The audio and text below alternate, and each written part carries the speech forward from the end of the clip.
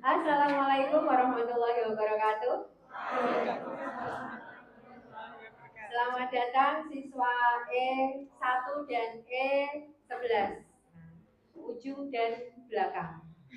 Di sesi diskusi Cinta Bangga Paham Rupiah, dan pada sesi ini Bu Dewi perkenalkan, karena mungkin saya belum pernah masuk ke kelas 10 E1 ya.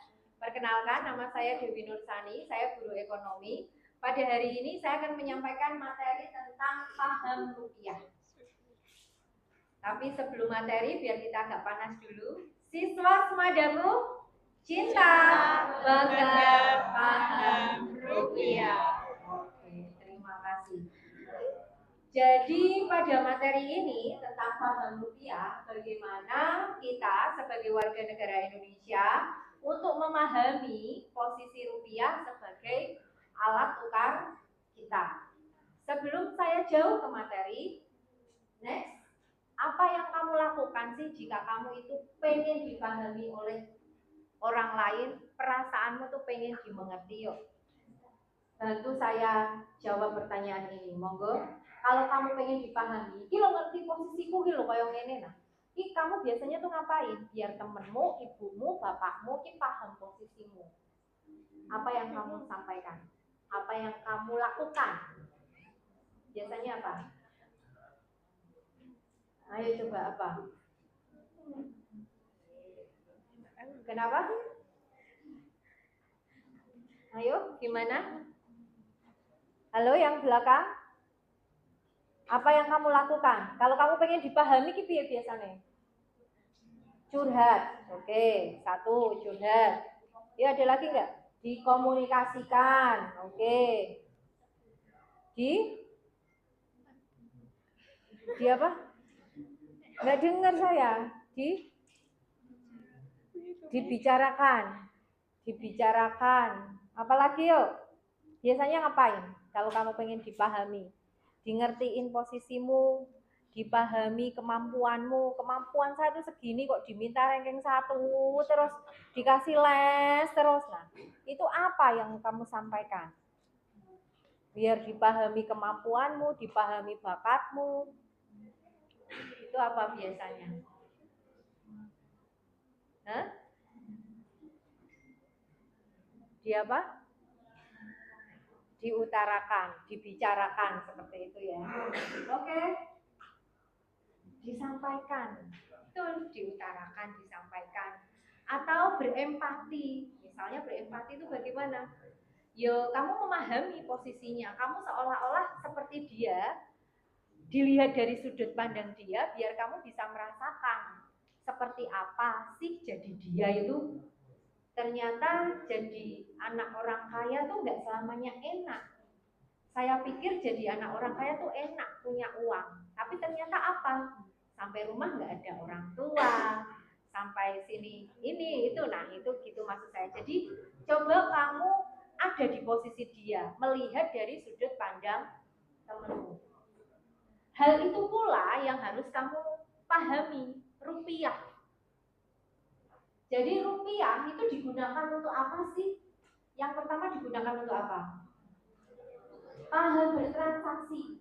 Rupiah itu sebagai satuan hitung, untuk hitung. Rupiah itu untuk bayar, sebagai alat pembayaran. Alat untuk menyimpan nilai. Rupiah itu bukan digunakan untuk pesawat-pesawatan, betul nggak? Rupiah itu tidak digunakan untuk apa ya? Misalnya ada yang Bu itu ada yang pakai uang rupiah untuk jadi buket. Pernah lihat ya? Selama untuk menjadi buket itu tidak menganiaya rupiah, maksud saya menganiaya itu bagaimana? Mengelem rupiahnya, yang dielem itu plastiknya, itu tidak masalah. Berarti itu tidak menganiaya rupiah. Tapi kalau yang dilem itu rupiahnya, yang digunting rupiahnya, itu berarti dia nggak paham rupiah. Nah, gitu maksud saya. Bukan saya tidak sepakat, tapi dia tidak paham posisi rupiah. Karena rupiah digunakan untuk bertransaksi. Oke, selanjutnya. Yang kedua, paham berbelanja. Kamu itu harus paham. Berbelanja, pertanyaan saya, berbelanja itu Ketika kamu pengen atau ketika kamu butuh? Pertanyaan saya itu, ayo coba. Belanja itu ketika kamu pengen atau ketika kamu butuh? Yo, bener nih, butuh. Masa kadang scroll TikTok tiba-tiba aja udah masuk ke keranjang, tiba-tiba aja udah check out, bener nggak kayak gitu? Padahal jilbabnya loh masih banyak, padahal loh celananya masih banyak. Terapkan pola konsumsi yang bijak, berbelanjalah sesuai kebutuhan, cintai produk Indonesia, produk dalam negeri. Paham belanja itu hanya sesuai dengan kebutuhan. Kebutuhanmu apa itu yang harus dibeli, bukan keinginan, karena tidak sesuai, berbeda antara kebutuhan dan keinginan. Mungkin di kelas 10 semester 1 sudah dijelaskan oleh Bu Nurul, juga sudah saya jelaskan. Kebutuhan dan keinginan itu berbeda. Kebutuhan itu harus dipenuhi. Kalau tidak dipenuhi pasti ada yang ganjel, betul nggak? Tidak berjalan dengan mulus. Tapi kalau keinginan, jika tidak dipenuhi, kehidupan tetap berjalan dengan mulus, betul nggak? Pengen makan bakso, tapi diganti dengan makan nasi telur ceplok, tetap hidup nggak? Tetap hidup. Berarti makan bakso tadi adalah keinginan. Kebutuhanmu apa? Kebutuhanmu makan, biar ada asupan masuk, karbohidrat, protein, dan sebagainya. Jadi itu bedakan antara kebutuhan dan keinginan. Yang ketiga, paham berhemat. Yuk. Berhemat itu caranya bagaimana sih? Yuk. Ini saya punya contohnya loh, ada souvenir cantik itu banyak nanti. Dengan cara apa berhemat? Menabung. Dengan cara apa lagi berhemat? Berinvestasi, betul sekali. Jadi kalian bisa menabung, bisa pula berinvestasi. Apa bedanya tabungan dan investasi? Kalau tabungan itu nilainya tetap, kalau investasi nilainya bisa berubah-ubah, bisa naik tapi juga bisa turun. Tapi kalau tabungan nilainya tetap, nyemplungin 5.000, keluarnya juga 5.000. Bener nggak? Bu, saya nyemplungin 5.000 kok tiba-tiba hilang. Loh, itu berarti ada yang ngambil kalau gitu. Tapi kalau investasi kita menyimpan 5.000, bisa jadi seminggu kemudian, 2 minggu kemudian menjadi 7.000 atau mungkin juga hilang atau berkurang. Itu bedanya. Jadi kita harus paham untuk berhemat. Kenapa? Karena tidak selamanya kebutuhan kita, keuangan kita itu selamanya aman. Ada kalanya naik, ada juga kalanya turun. Nah, kenapa sih kok bisa seperti itu? Naik turun itu seperti apa? Karena di negeri kita itu ada yang namanya apa? Inflasi. Bisa kamu lihat di tahun 2008. Usiamu berapa 2008? 1 tahun. Di saat usiamu 1 tahun, satu mangkok bakso enak loh ya, ini saya nggak ngomong bakso yang enak itu harganya 8.000 di tahun 2008.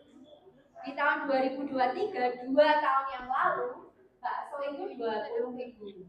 Di tahun sekarang, yuk bakso yang enak harganya berapa sekarang? 25. Yang enak loh ya, yang enak terkenal. Nah, itu kan harganya kurang lebih 25-an. Kenapa itu kok bisa terjadi? Karena adanya inflasi. Apa itu inflasi? Kenaikan harga yang terjadi secara terus-menerus. Beberapa hal yang bisa menyebabkan inflasi seperti kenaikan biaya, pasokan barang yang terbatas, ada banyaknya orang yang meminta akan barang tersebut, kemudian jumlah uang yang beredar itu cukup tinggi. Oleh karena itu, untuk menekan laju inflasi, pemerintah mengeluarkan beberapa kebijakan. Ada kebijakan moneter, juga kebijakan fiskal. Nah, salah satunya kebijakan moneter yaitu dengan menaikkan suku bunga. Diharapkan dengan suku bunga yang tinggi, orang itu akan tergiur untuk nabung. Kalau nabung di bank hari ini bunganya 5% loh, nabung aja ah. ketika nabung, uang yang dipegang oleh masyarakat berkurang. Nah, ketika berkurang, dia bisa meredam inflasi. Nah, itu. Jadi, itu beberapa hal yang dilakukan pemerintah untuk mencegah inflasi naik secara terus-menerus. Saya ulangi sekali lagi, nggih, bagaimana cara kita paham terhadap rupiah? Yang pertama, paham bertransaksi, dua paham berbelanja, yang ketiga berhemat. Oke. Ada yang mau maju ke depan? Menyampaikan apa yang bisa saya lakukan untuk memahami rupiah. Yuk, satu orang. Kan baru aja saya review. Yuk, nggak usah nunjuk-nunjuk temennya. Angkat tangan. Baru aja saya review tadi. Yuk, tolong. Ada siapa satu orang yang sini? Siapa Najwa sini? Mau nyoba? Yuk, ayo mau nyoba ke depan?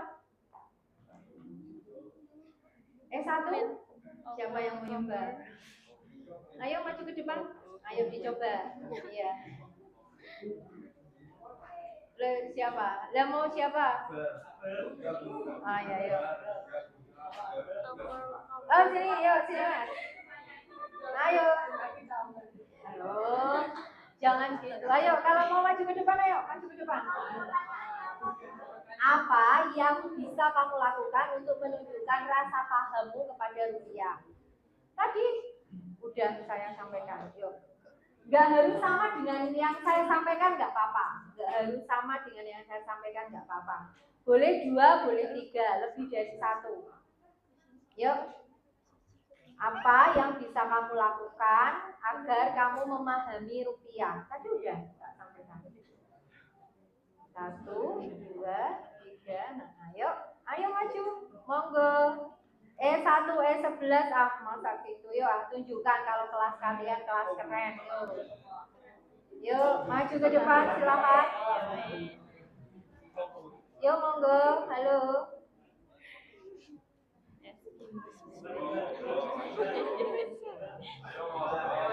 Ayo siswa semadaku, cinta, bangga, paham, rupiah. Ayo maju.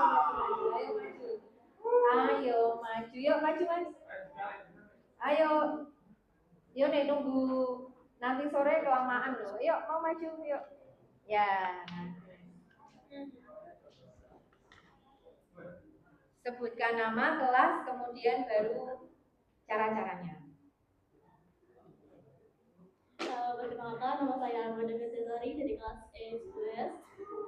Hal yang bisa dilakukan untuk paham rupiah adalah dengan paham bertransaksi. Paham bertransaksi maksudnya adalah rupiah menjadikan tempat untuk menyimpan nilai dan juga tempat untuk membayar atau bertransaksi. Yang kedua yaitu paham berbelanja. Paham berbelanja dimaksudkan bahwa berbelanja itu sesuai kebutuhan, bukan sesuai apa yang kita inginkan.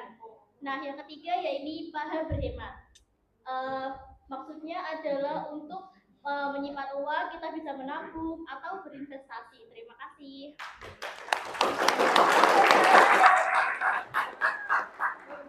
Terima kasih penjelasan Amanda, komplit sekali mewakili kalian semua. Jadi saya rasa materi yang saya sampaikan tadi bisa dipahami. Oke, selanjutnya saya membuka tanya jawab. Monggo dua penanya.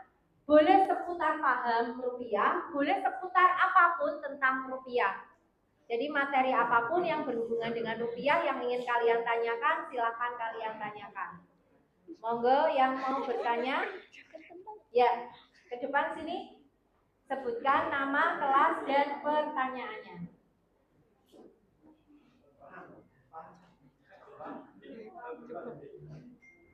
Nama saya Rafael Nurul dari kelas 1. Jadi pertanyaannya Bu, bisa nggak sih nilai rupiah itu tuh naik lagi? Seperti dulu zaman Pak Harto itu kan untuk sekarang atau dulu dari dulu kan emang patokannya kan USD. Nah dulu di zamannya Pak Harto kan berapa dulu ya? yang satu USD berapa? Mungkin 8.000, tapi sekarang zamannya Pak Prabowo itu sekitar 15.000. Nah itu bisa nggak sih Bu, nilai rupiah itu tuh naik lagi di mata negara? Terima kasih. Terima kasih Mas Rafael, Mas Rafael.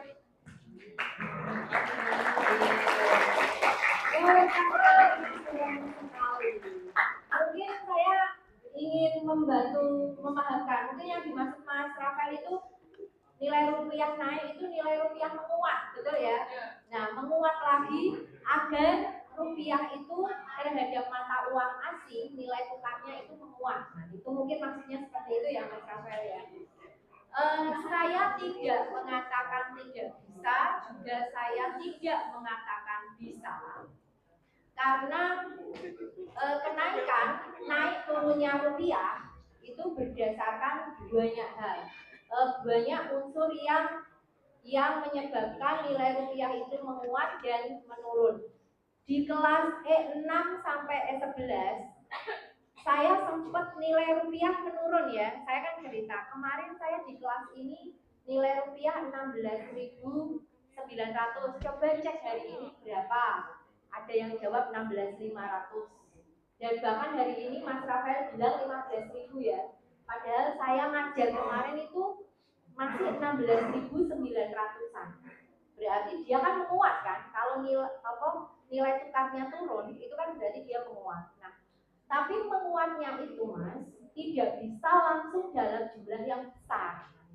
Jadi ya hanya selisih 200-300, tidak begitu dalam jumlah yang besar. Tidak, kalau ingin kembali lagi seperti zaman Pak Harto yang dikatakan tadi 8.000, itu mungkin bisa dilakukan jika ya dilakukan denominasi. Apa itu? Yaitu pemotongan nilai rupiah.